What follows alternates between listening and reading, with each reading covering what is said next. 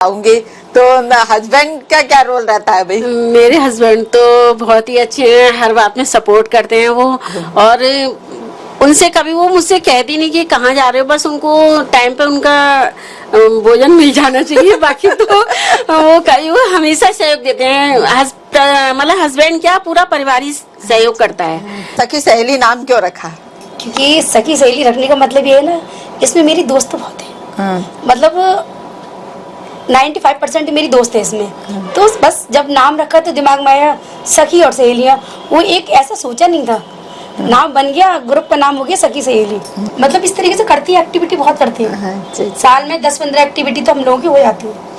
तो ये बहुत अच्छी बात है कि देखें ना, अपने लिए सोचने के बाद हम दूसरों के लिए भी सोचते हैं। अब जैसे मेरी सासू जी संरक्षिका है, तैयार रहती है, मम्मी चलना है, बता दे कौन सी साड़ी पहननी है मुझे। मैंने कहा मम्मी ग्रीन पहन लो, ठीक है।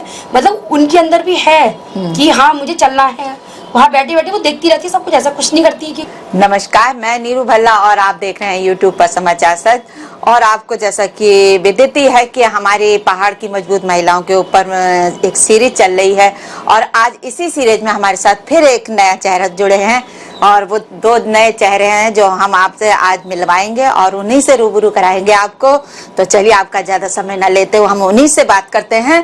तो नमस्कार मैम। तो मैम, आप लोगों को पता ही है कि जैसा हमारी पहाड़ की मजबूत महिलाओं की सीरीज चल रही है, तो आप उनमें एक नाम सिलेक्टेड आप लोग भी थे जो इस फील्ड में काम कर रहे हैं। तो हम चाहते हैं कि पहले थोड़ा आप लोग अपने बारे में थोड़ा हमारे दर्शकों को बताइए। मैं मंजू बार्सने सखी सहेली ग्रुप की अध्यक्ष हूँ, और पहले भी विभिन्न संस्थाओं में काम करती आ रही हूँ। मैं वैश्य मेला समिति में उपाध्यक्ष रही, और रामलीला संचालन समिति में आजीवन सदस्य हूँ, और भारतीय जनता पार्टी में विभिन्न पदों पर रहते हुए प्रदेश तक कार्य करते हुए आ रही हूँ। और मैंने ये हम लोगों ने ग्रुप बनाया तो हमें बहुत अच्छा लगता है इस ग्रुप के माध्यम से। सुमन, मैं सुमन बाशने सखी सहेली ग्रुप की महामंत्री हूँ, और मेरा ग्रुप बनाने का जो उद्देश्य है वो ये है कि जो मेरे मतलब पहली बात तो इस ग्रुप में ज़्यादातर मेरी दोस्त हैं। दूसरी बात, वो सारी लोग कभी नहीं निकली थी ग्रुप से, सब मतलब कुछ परेशान डिप्रेशन वाली थी, उनका मन था निकलना है लेकिन हिम्मत नहीं थी निकलने की। कहाँ लेकिन मैं आपको रोकना चाहूंगी, यहाँ थोड़ा सा आप अपने बारे में बताएं हमें। पहले वो उनके बारे में हम आपसे बाद में बात करेंगे, थोड़ा सा आप अपने बारे में बताइए। तो बस मैं एक हाउसवाइफ हूँ, और फिर सखी सहेली ग्रुप की महामंत्री हूँ, वैश्य मेला समिति में प्रचार मंत्री हूँ, बस और करती रहती हूँ। ऐसी बात नहीं, रवि रोटी बैंक जो है वहाँ पे भी हम लोग काम करते हैं उनके साथ मिलकर। तो बस ये सारी चीज चलती रहती हैं। अच्छा, अब हम आगे ये जानना चाहेंगे, जैसा कि आपने एक बताया ग्रुप की सखी सहेली ग्रुप बताया, तो हमें सखी सहेली नाम से आप थोड़ा सा देखोगे ऐसा लगता है जैसे गॉसिप करना, गप मारना वाली एक हम महिला। हालांकि आपने बताया कि एक बड़े आप घर से जमीन से जुड़े हुए स्तर वाले हैं, ऐसा नहीं कि घर गृहस्थियाँ संभाली हैं तब आप सामने आए जब बच्चे बड़े हो गए होंगे, तो बहुत मुश्किलों का सामना भी करना पड़ता है। तो ऐसा पहले तो ये बताइए सखी सहेली नाम क्यों रखा? क्योंकि सखी सहेली रखने का मतलब ये है ना, इसमें मेरी दोस्त बहुत है। मतलब 95% मेरी दोस्त है इसमें। तो बस जब नाम रखा तो दिमाग में आया सखी और सहेलियाँ। वो एक ऐसा सोचा नहीं था, नाम बन गया, ग्रुप का नाम हो गया सखी सहेली। इतना डीपली कुछ नहीं सोचा कि क्या रखें, या हम लोगों ने कुछ वो करी हो चर्चा क्या रखें, नहीं, बस वो सखी सहेली हो गया। और इतना अच्छा लगा सबको कि बाप रे बहुत बढ़िया लगता है। पॉजिटिव चीज आती है सखी सहेली की, जैसे कि हम बोलते हैं ना सखी सहेली ग्रुप, तो ऐसा लगता है कि हाँ यार कुछ तो है, हमें भी ले लो। अच्छा, काफी लोग कहते हैं कि हमें ले लो ग्रुप में, मगर हम इसलिए नहीं लेते कि इतने लोगों को संभालना बहुत मुश्किल है। लेकिन सखी सहेली जो एक शब्द है ना, शादी से पहले वाला शब्द है, और शादी के बाद वाला शब्द नहीं है। हम शादी से पहले वाली जिंदगी जी रहे हैं। इतना जब इकट्ठे होते हैं तो पागल हो जाते हैं, फिर मस्त हो जाते हैं। मतलब हम काम ही ऐसा करते हैं जिसमें हमारे ना जैसे अब जैसे अध्यक्ष हैं, तो इनको स्पेशल कुर्सी नहीं चाहिए, मुझे भी नहीं चाहिए, हम लोग सब इकट्ठे बैठते हैं। ऐसा कुछ नहीं है कि भाई हमें अलग चाहिए, नहीं, सब लोग दोस्तों की तरह रहते हैं, मस्त होकर काम करते हैं।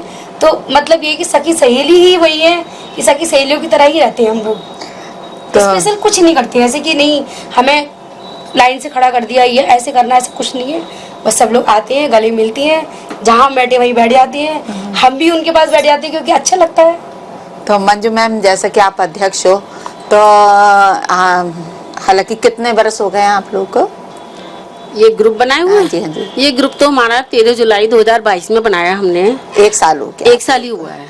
तो ये जो आपने अध्यक्ष पद है, ये बड़ा जिम्मेदारी वाला पद होता है। बिल्कुल। तो हालांकि हम ये सोचते हैं कि कहते हैं कि जहाँ 100 आदमी होंगे वहाँ पर लड़ाई कम होती है, लेकिन जहाँ महिलाएं तो बैठ जाए तो बड़ी मुश्किल होती है। नहीं, ये आप लोगों के सामने ये परेशानी तो जरूर आई होगी। नहीं, हमारे यहाँ हमारे ग्रुप में ऐसा कुछ नहीं है कि लड़ाई झगड़े वाली कोई बात ही नहीं है, क्योंकि हम लोग सब समान बन के रहते हैं। लड़ाई झगड़ा नहीं, जैसे कि एक वो विचार ना मिलना नहीं, हमारे सबके विचार एक दूसरे मिलते हुए रहते हैं, क्योंकि हमारे यहाँ कोई ऐसे कहने वाला नहीं है कि आपने ऐसा क्यों किया। मतलब जिसने अगर कह दिया ये ओके, तो वही ओके सारी महिलाएं ओके करती हैं, उसी के बाद हम कार्यक्रम करते हैं। तो ओके कौन, जैसे अध्यक्ष महामंत्री ओके करेगी, या वहाँ पर आप एक जो बिना पद वाला सदस्य भी है उसको भी ओके? नहीं, हम पहले महामंत्री, हम अध्यक्ष हो गए और कोषाध्यक्ष हो गए, हम तीनों ओके करते हैं। उसके बाद हम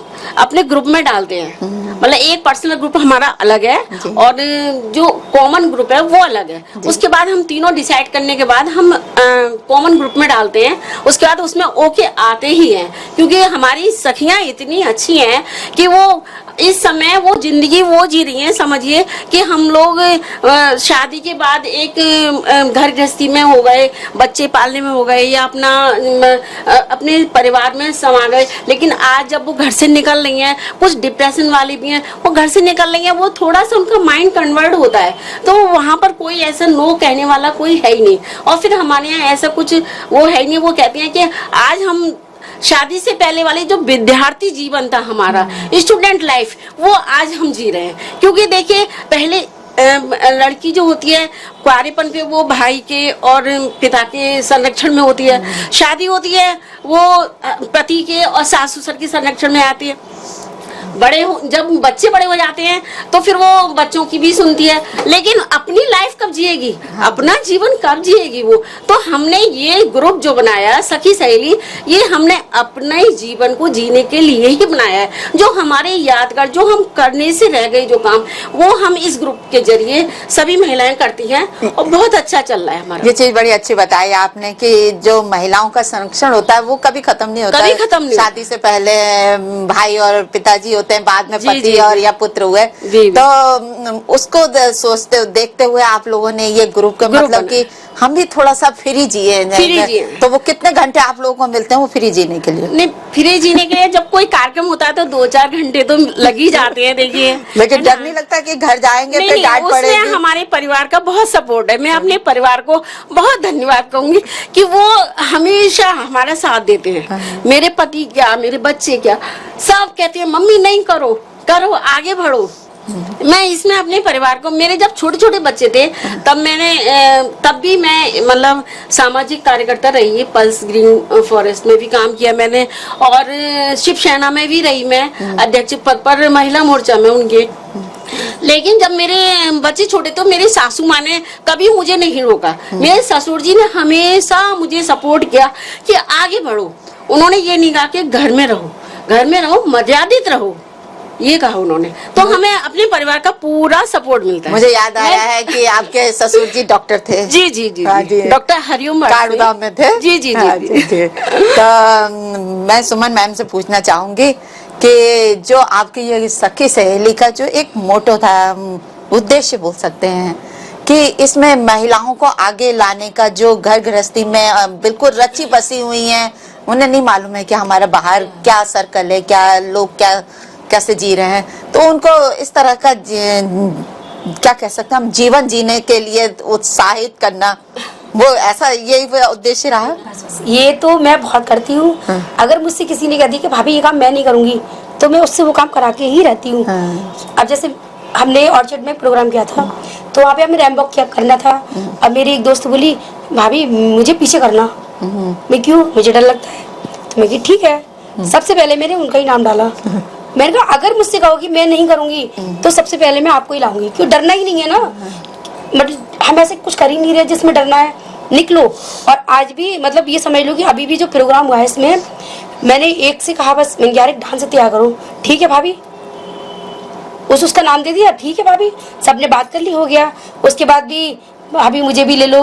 अच्छा एक ऐसी बात नहीं, छोटी छोटी उम्र की है वो महिलाएं हैं जिनकी नाती पोते भी हैं। अब जो कृष्ण बनी थी हमारे में, जो भाभी मुझसे बोली कि सुमन वो नीता का फोन आया मुझे ऐसे कैसे करके कह रही कृष्ण बनना, भाभी बिल्कुल बनो, इतनी अच्छी बात, बहुत बढ़िया बनो। जो अभी संतोषी माता बनी है वो भी बहू बेटे वाली है। मतलब ये समझ लो वो अभी भी तैयार है कि जो करना है बता दो, हम अच्छा लग रहा है उनको। मतलब ये लग रहा है कि दवाई के डॉक्टर के पास जाओ, उससे बढ़िया तो ये है कि दोस्तों के पास चले जाओ, कम से कम बहुत चीज से तो बचेंगे हम। अब घर में क्या है, आजकल क्या है ना, पहले परिवार होता था, एक पेड़ के नीचे बैठ गए, सब बातें कर रहे अपने दिल की, कह दिया आज कोई नहीं है, फोन चलाया, दुनिया देख लिया, बोले किससे, तो डिप्रेशन में ही आ रहा है इंसान। तो अब जब दोस्त जैसे अब मेरे पास फोन, हमारे ग्रुप में 53 महिलाएं इस वक्त। 53 महिला सब आसपास की हैं या दूर दूर से तो भी सब आसपास की, कुछ एक है जो नई जुड़ी है ना वो दूर की है, और वैसे सारे अपने ये रेलवे यार पूरा ही ले लो। बाजार एरिया पूरा है।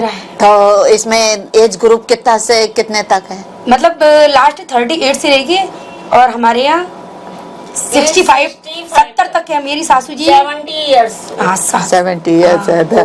तब वही उत्साह रहता है उनका जो 38 वालों का उत्साह है। अब जैसे मेरी सासू जी संदच्छी है, तैयार रहती है, मम्मी चलना है, बता दे कौन सी साड़ी पहननी है मुझे, मैंने कहा मम्मी ग्रीन पहन लो, ठीक है। मतलब उनके अंदर भी है कि हाँ मुझे चलना है। वहाँ बैठी बैठी वो देखती रहती है सब कुछ, ऐसा कुछ नहीं करती क्योंकि उम्र हो गई, जिम्मेदारी ले ली थी हम लोग, जो पकड़ा दे पकड़ लिया। अच्छा लगता है उनको। बस आज भी कह रही थी कहाँ जा रही है, मैं कैसा अच्छा अकेले जा रही मैं कि नहीं मंजू भाभी के साथ जा रही हूँ। तो वो बड़ी खुश रहती है इन चीजों में ना, तो जी रही है वो। नहीं तो 70 साल के बाद क्या होता है इंसान का, उनको बिस्तर ही अच्छा लगता है कि घर में ही रहेंगे। लेकिन उनको अच्छा मेरी जो दोस्त है ना वो मुझसे पहले उनकी दोस्त है। मेरी दोस्त मेरे पास कम बैठती है, उनके पास ज्यादा बैठती है। तो ये क्या है, ये पॉजिटिव चीजें हैं जो हम दे सकते। हम क्या दे रहे हैं उनको, कुछ भी नहीं दे रहे हैं, बस एक जीना सिखा रहे हैं कि जियो, बस यही चीज है। तो सुमन मैम जैसा आपने बताया, तो एक जो ग्रुप बनाना भी एक बहुत बड़ी बात होती है। तो इससे पहले भी कहीं कोई ऐसा काम किया, कभी बाहर निकले, हालांकि घर गृहस्थी में ही इतना रच बच जाती हैं महिलाएं, तो इससे पहले भी कहीं जॉब वगैरह करना, ऐसा कभी बाहर निकले जो इस तरह का माहौल मिला, खुला माहौल? नहीं, मैं तो शादी से पहले भी काफी कंपटीशनों में मैंने पार्टिसिपेट किया है और मैंने काफी कंपटीशन जो ऑर्गेनाइज भी किए हैं। तो शादी से पहले मेरे जैसे मेरे भैया भी वो भी इन चीजों में है, मेरी दीदी है वो भी, मतलब हम लोग हैं इन चीजों में। तो हम लोग करते ग्रुप बनाना, ये तो ग्रुप तो ये समझ लीजिए हो गई कि हमने ग्रुप बनाया। इससे पहले भी हम लोग दोस्त लोग जो है करते थे, जीते थे अपनी जिंदगी को। अच्छा। महीने का भी किसी के घर पे करते थे हम लोग। बस उस समय हमारा कोई नाम नहीं था, ऐसा कोई ग्रुप नहीं था। ये ग्रुप तो मतलब एक प्रभु की ऐसी इच्छा हुई कि हम लोगों ने एकदम बैठे बैठे ग्रुप बन गया बस। तो मैं सुमन मैम, पूनम, मंजू मैम से पूछना चाहूंगी, तो आप कभी कभी ऐसा माहौल, जैसा आपने तो बताया कि मैं बच्चे छोटे थे तब से ही मैं बाहर भी आती हूँ, तो एकदम खुला हुआ माहौल, हालांकि भाजपा में भी आप कह रहे हो कि मेरा पद रहे हैं वहां पर भी, तो एकदम पार्टी में जाने के बाद से एकदम एक घरेलू, अभी तो आप लोग का घरेलू ग्रुप है, रजिस्ट्रेशन करा रखा है? नहीं, रजिस्ट्रेशन 3 साल बाद ही होता है ना। 3 साल बाद होता है। तो इस तरह का एकदम माहौल फिर गृहस्थ वाले जीवन में आ जाना, तो ये कैसे? नहीं, मैं अभी भी भारतीय जनता पार्टी में विशेष आमंत्रित सदस्य नगर मंडल में हूँ मैं, और प्रदेश में भी हूँ, महिला मोर्चा प्रदेश में हूँ। तो ऐसा कुछ नहीं है कि हम घरेलू उसमें, क्योंकि ये तो हमने सिर्फ एक माइंड कन्वर्ट करने के लिए, दोस्तों के साथ जीवन व्यतीत करने के लिए बनाया ये ग्रुप। लेकिन अभी भी विभिन्न संस्थाओं से अभी भी जुड़ी हुई हूँ मैं, तो ऐसा कुछ नहीं। तो ये जो आपको 53 महिलाओं का जो ग्रुप है, अब सब घर गृहस्थी वाली हैं, कोई जॉब वाली है उसमें? हाँ हाँ है, जॉब वाली भी है। और ये जो घर गृहस्थी वाली है, मुझे लगता है कि घर से निकल के अपने को, एक समय आदमी ऐसा रच बच जाता है घर पे कि उसे घर के बाहर निकलने में अपने 1 घंटा आधा घंटा देना बड़ा मुश्किल लगता है। वो भी महिलाएं होंगी आपके ग्रुप में? जी जी। तो कैसे उनका माइंड आपने कैसे मतलब डाइवर्ट करा? फिर देखिए, जब हमने सबसे पहले प्रोग्राम किया तो हमारे यहाँ कम से कम 100 महिलाएं आई। हाँ, तो उसके बाद 100 महिलाओं ने कहा कि हमको भी जोड़िए, हमको भी जोड़िए। हमने कहा नहीं, हम ऐसा नहीं है। तो अब ये जो हमारी घरेलू महिलाएं, आपने जो प्रश्न किया घरेलू महिलाओं के लिए, तो घरेलू महिलाएं जो होती हैं वो खुद चाहती हैं कि एक एज पर आकर के हम भी निकले बाहर। वो घर की सारी जिम्मेदारियां अपने पति के लिए खाना बना के सारी जिम्मेदारी निभाने के बाद वो घर से बाहर निकलती हैं, और उनके परिवार वाले भी सहयोग करते हैं। वो भी कहते हैं कि हाँ जाओ, तो वो अपने 4 घंटे 5 घंटे आराम से पूरा कार्यक्रम अच्छे से समाप्त करने के बाद ही वो घर जाती हैं। कोई महिला ये नहीं कहेगी कि हमको जाना है, वो पूरे आराम से कार्यक्रम में अपना टाइम स्पेंड। ये तो क्या सुमन मैम, जैसे हमने सब चीजें हमने एक सखी सहेली का उद्देश्य भी पूछ लिया, लेकिन सखी सहेली जो एक ग्रुप है उसका उद्देश्य तो आपने बता दिया हमें, लेकिन इसके अलावा भी जैसे अब साथ में रह के आप एंजॉय भी करते हो, सब तरह का आनंद भी हो जाता है, तो इसके अलावा सखी सहेली ग्रुप और भी कुछ अदर एक्टिविटीज करता है समाज के प्रति? बहुत एक्टिविटी करते हैं हम लोग। मतलब जैसे कि कहीं पे भी ऐसे, जैसे ये श्राद्ध आई थी तो उसमें ये था कि हम लोग गए थे आश्रय सेवा समिति, वहाँ पे हम लोगों ने राशन पानी भी दिया था उन लोगों के साथ, गाना बजाना भी। ऐसे हम लोग जाते हैं ना तो ऐसा राशन पानी कभी नहीं देते हैं। हम उन लोगों के साथ एंजॉय भी करते हैं, पहले मस्ती मजाक करते हैं, डांस वांस जो उन लोगों की फुहारे में कि उनको लगे कि कोई आया तो फ्री में नहीं देके गया हमें ना, कुछ करके तो राशन पानी दिया। फिर रवि रोटी बैंक जो वहाँ पे भी हम लोग थोड़ा सामग्री दी थी, ये खास सामग्री। फिर उसके बाद ये मतलब काफी काम किए थे हम लोग बीच बीच में करती है। फिर ये संसेवा विद्यालय है, उसमें भी हमको देना था कि देना है करके, तो वहाँ पे हमने सुंदरकांड किया। सुंदरकांड करने के बाद सारा राशन पानी उन लोगों को दिया। मतलब इस तरीके से बहुत एक्टिविटी हम लोग करते हैं। जैसे अभी ये हुआ था, क्या कहते हैं, उत्तरायणी मेला, तो अब क्या करना है, कुछ करना है करके, तो हम महिलाओं ने मिलके, मेरे ख्याल से शायद हल्द्वानी में पहली बारी एक स्टॉल महिलाओं ने ही लगाई थी, नहीं तो हमेशा जेंट्स लोगों का सपोर्ट होता है, महिलाओं ने ही लगाई थी। मेरी एक दोस्त है अमरज्योति, उनकी दुकान, उन्होंने सारी व्यवस्था करा दी थी, उनकी दुकान पे सब सामान था, बैठने का, तखत बखत सब। तो हम लोगों ने, महिलाओं ने, अच्छा जब तक सैटरडे का दिन था, नाचते गाते खूब प्रसाद वितरण किया हम लोगों ने। कम से कम होंगे 1500 करीब के लिए। खूब मतलब इस तरीके से करती है, एक्टिविटी बहुत करती है। साल में 10-15 एक्टिविटी तो हम लोगों की हो जाती है। तो ये बहुत अच्छी बात है कि देखिए ना, अपने लिए सोचने के बाद हम दूसरों के लिए भी सोचते हैं। तो ये तो हो गया, हमारे ये सामाजिक कार्य भी हो गया। एक हमारे बड़ा एक क्वेश्चन होता है, हमारे हस्बैंड लोगों का क्या रोल रहता है इसमें, कितना सहयोग करते हैं आप लोगों का? क्योंकि घर से निकलना, हालांकि मुझे पता है कि हस्बैंड लोग अब घर का काम तो करेंगे नहीं, तो मैं, हमारी वाइफ लोग सब काम करके जाएं तब कहीं जाएं। ज्यादातर पुरुषों की यही डिमांड रहती है। तो आप लोग, पहले मैं मंजू मैम से पूछना चाहूंगी, तो हस्बैंड का क्या रोल रहता है भाई? मेरे हस्बैंड तो बहुत ही अच्छे हैं, हर बात में सपोर्ट करते हैं वो, और उनसे कभी वो मुझसे कहती नहीं कि कहाँ जा रहे हो, बस उनको टाइम पे उनका भोजन मिल जाना चाहिए। बाकी तो वो कभी वो हमेशा सहयोग देते हैं। मतलब हस्बैंड क्या, पूरा परिवार ही सहयोग करता है, तो ऐसी कोई बात नहीं है। हमेशा, आज से नहीं, मैंने आपको बताया कि जब मेरे बच्चे छोटे छोटे थे तब भी मेरे हस्बैंड ने मुझे सहयोग किया, और मेरे पूरे परिवार ने किया सहयोग, तो मैं उनको बहुत धन्यवाद कहूंगी। नहीं तो एक औरत घर में जिम्मेदारी इतनी हो जाती है, वो कैसे निकले।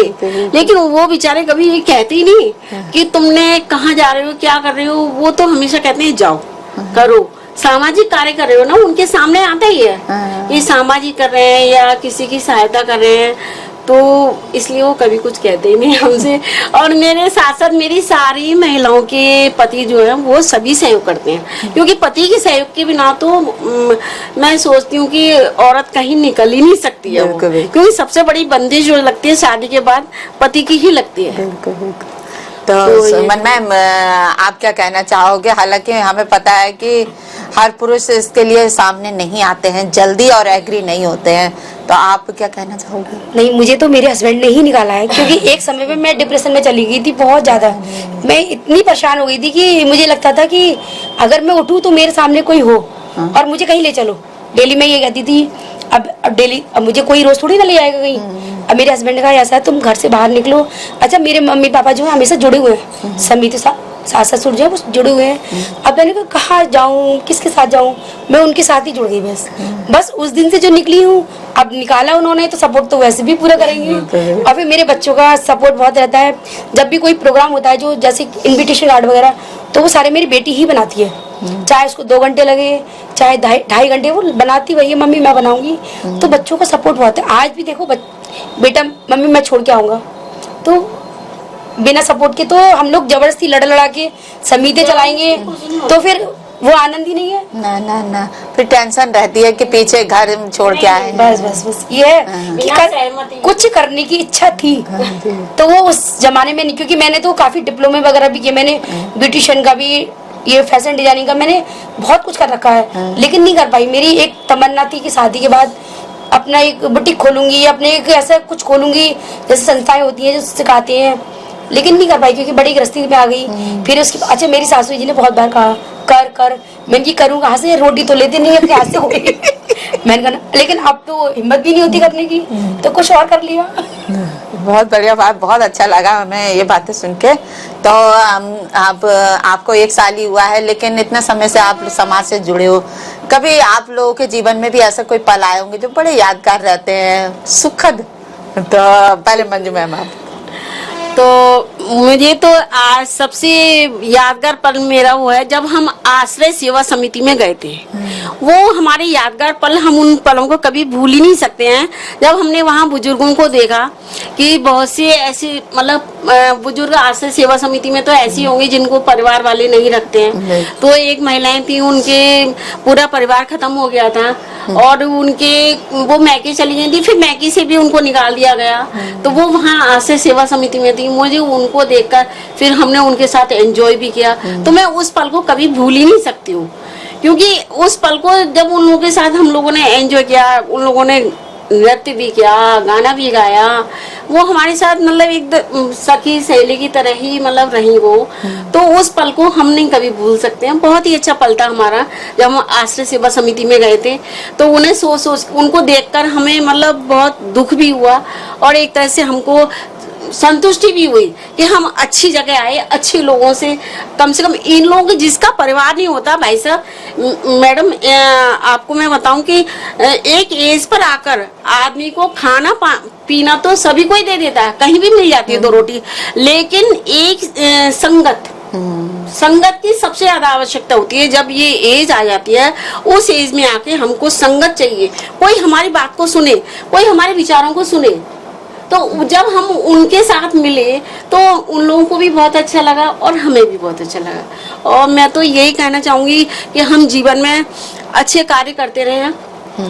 और मेरा एक उद्देश्य ये भी है, मैं आपको बताना चाहूंगी कि एक लघु उद्योग लगाने का मेरा बहुत मतलब सपना है कि मैं जो गरीब महिलाएं हैं वो बेचारी कुछ नहीं कर पाती हैं, उनको एक रोजगार दूं मैं।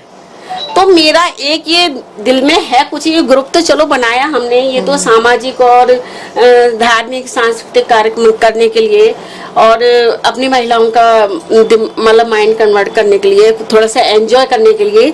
मगर मेरे दिल में एक तमन्ना है, तमन्ना बहुत कुछ है, लेकिन एक तमन्ना तो बहुत ही ज्यादा है कि मैं कुछ ऐसा करूं कि जो गरीब महिलाएं हैं वो बेचारी उसमें काम करें, कुछ समाज में फिर उनको रोजगार मिले, उसकी उनकी आमदनी हो।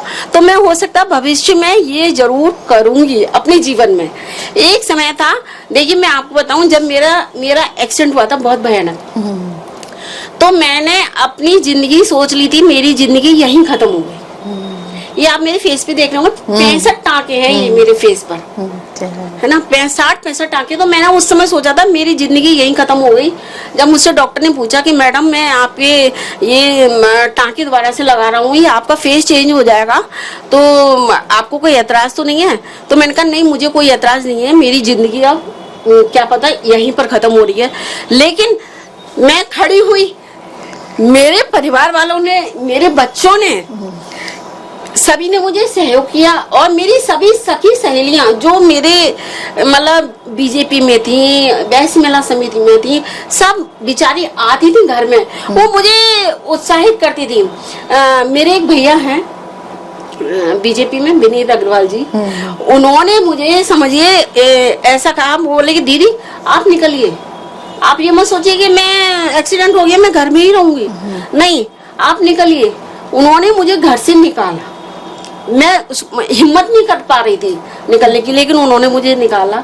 उन्होंने कहा दीदी आप आइए, उन्होंने मुझे बुलाया, बाकायदा मेरे स्वागत किया कि एक एक्सीडेंट के बाद एक महिला मतलब फिर दोबारा से, तो मुझे सभी ने सहयोग दिया।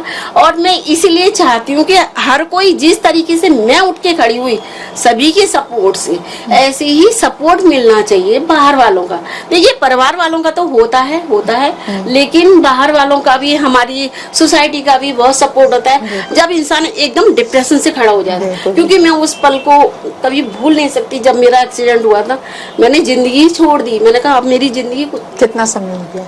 ये 2018 में हुआ था। हाँ, तो 5 साल हो गए, लेकिन मुझे सभी ने खड़ा किया और आज मैं अपना ग्रुप भी बना लिया। अभी भी सारी संस्थाएं मुझे वो ही रेस्पेक्ट देती हैं, चाहे मैं रामलीला संचालन समिति में जाऊं, चाहे मैं वैश्य मेला समिति में जाऊं, चाहे मैं भारतीय जनता पार्टी में जाऊं, तो मुझे वही रेस्पेक्ट मिलता है। और मैं सोचती हूँ इसी तरीके से सभी को सहयोग मिलना चाहिए।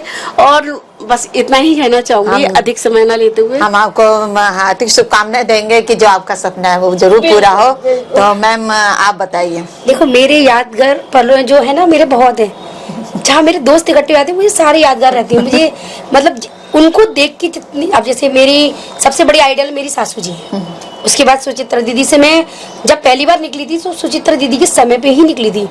तो जब मैं पहली बार गई उनके साथ मेरे बहुत यादगार पल, मेरी मतलब एक दीदी है, दोस्त हैं, अब जैसे खुशबू जायसवाल हैं, वो मेरी बहुत अच्छी दोस्त है। मतलब ये समझ लो कि अगर वो परेशान होती तो लगता है मैं भी परेशान हूँ। तो ये यादगार पल है जो उन लोगों के साथ मेरे, मैं कहीं भी खड़ी हो जाऊँ मेरे वही यादगार पल हो जाते हैं।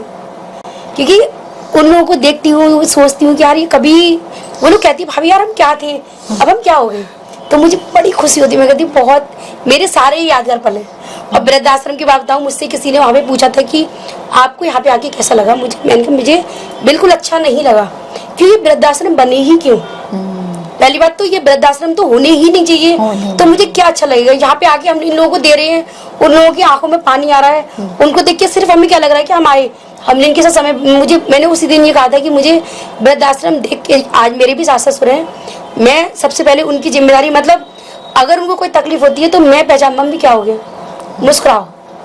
तो मैं सोचती हूँ कि अगर हर बेटे तो सब अच्छी होती है, बहुएं होती है नींव, अगर एक बहू अच्छी आ गई ना तो पूरा वृद्धाश्रम वगैरह सब खत्म हो जाएंगे। तो वृद्धाश्रम नहीं होनी चाहिए, बहुत बेकार जगह है। अच्छा, आप इस चीज को मानते हो कि वृद्धाश्रम नहीं होने बिल्कुल नहीं होनी चाहिए। हालांकि लोग कहते हैं कि जगह जगह वृद्धाश्रम होने चाहिए, अनाथ आश्रम बनेंगे। वो क्या, जब बच्चे बदतमीज निकल आए तो माँ बाप को रखने के लिए जो लोग ये काम कर रहे हैं वो तो उनका बहुत, मतलब आजकल अपने माँ बाप को नहीं रख रहे हैं, वो कितने माँ बाप को रख रहे हैं, वो तो बहुत बड़ी बात है। लेकिन होने नहीं चाहिए ना, क्योंकि माँ बाप को निकालो ही मत, जिन्होंने दिया है सब कुछ। कोई पति हम अपने घर से तो लेके नहीं आए हैं, दिया तो उन्होंने ही है, आज हम उनके माँ बाप को निकाल रहे हैं। तो वृद्धाश्रम नहीं, मतलब सबसे बेकार जगह मुझे, अच्छा अनाथ आश्रम है, अनाथ बच्चों के लिए कुछ जगह है, वो कम से कम उनको जगह मिल रही है, अनाथ है तभी तो मिल रही है, लेकिन माँ बाप को अनाथ क्यों कर दिया। तो वृद्धाश्रम जाकर मुझे बहुत ज्यादा उन लोगों के साथ समय बिताना मुझे बहुत अच्छा लगा, मगर मेरे दिल में ये थी कि ये सब यहाँ पे क्यों है। बहुत सारी अच्छी बुरी सब यादें हैं। बहुत अच्छी बात बताई आपने मैम। तो ये तो हमारे अभी तक का जो हमारी चर्चा थी ये रही। तो अगर जिस तरह इसी तरह घर के जो घर गृहस्थी संभालती हुई महिलाएं हमारे अगर आना चाहें इस तरह आगे, जैसे आप लोगों ने भी उसी तरह ग्रोथ करी है, तो उन लोग के लिए, उन महिलाओं को आगे बढ़ाने के लिए आप कुछ संदेश देना चाहें हमारे माध्यम से, तो हम हमारे दर्शकों को बता दीजिए थोड़ा सा। मैं तो बिल्कुल ये कहूंगी कि अगर आप किसी को खुश रख सकते हैं, किसी को खुशियां दे सकते हैं, तो इससे बड़ा काम कुछ नहीं है। क्योंकि डॉक्टर दवा कितनी भी दे दे, अगर आपको माहौल नहीं मिलेगा उस तरीके का, तो आप सही होने में बहुत ज्यादा आपको दिक्कतें आएंगी। अगर आपको माहौल मिल गया ना, तो आधी से ज्यादा टेंशन तो आपकी ऐसी बीमारियां, घर की कलेश, की सारी चीजें खत्म हो जाती हैं। तो मैं चाहूंगी कि हर महिला को अपनी, मतलब अपनी एक ऐसी चीज अपने अंदर होनी चाहिए कि हम 4 महिलाओं को मुस्कुराना सिखा सके। तो बस हमारे ग्रुप का काम ही है ये मुस्कुराना और मुस्कुराहट देना, और मुस्कुराते रहना, बस यही करते हैं हम लोग। और मेरी यही उम्मीद है कि मेरी जितनी भी दोस्त है जो भी मुझे देख रही हैं, सुन रही हैं, मैं चाहूंगी कि अपने आसपास जो परेशान हैं, आप उनको कुछ नहीं दे, आप उनको राशन भी मत दो, लेकिन उनको इस तरीके से माहौल तो दो कि वो आपके पास बैठे, अपने दिल की बात कहें, डॉक्टर के पास नहीं जाए। डिप्रेशन में जाके कुछ लोग सुसाइड कर लेते हैं, तो वो इन चीज़ों से बचें, क्योंकि अगर हमें कोई सुनने वाला है तो आधी परेशानी तो हमारी ऐसे ही दूर हो गई। बस मैं यही कहूँगी। मैम आप क्या संदेश देना चाहेंगे?